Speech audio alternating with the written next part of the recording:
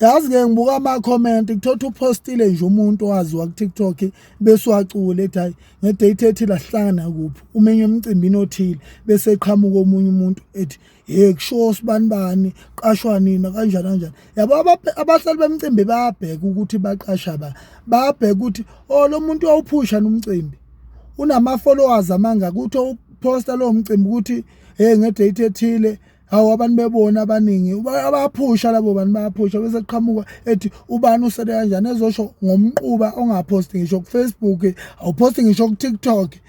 Uqhamuka nje usuye estudio uyiphushi wona ukuthi uyobukuphi wathola lowo mcimbi uphoste ekuseni uthi ngo-10 asihlangane kuphi. Umhlalo womcimbi ufune ngani abantu bazi umcimbi early thengwe namathikithi azothiwa kanjani amathikithi uqhamuka ususho ekuseni uthi hayi asihlangane kuphi. Naleyo nto awunakile awuyiphushi uphosta kanye ngenyanga awuzazi nanegama lakho umqubu leli phansi kombhede lapho ehostela awuyiphusha awazi noma uJanuwari noma uMashi uyinja.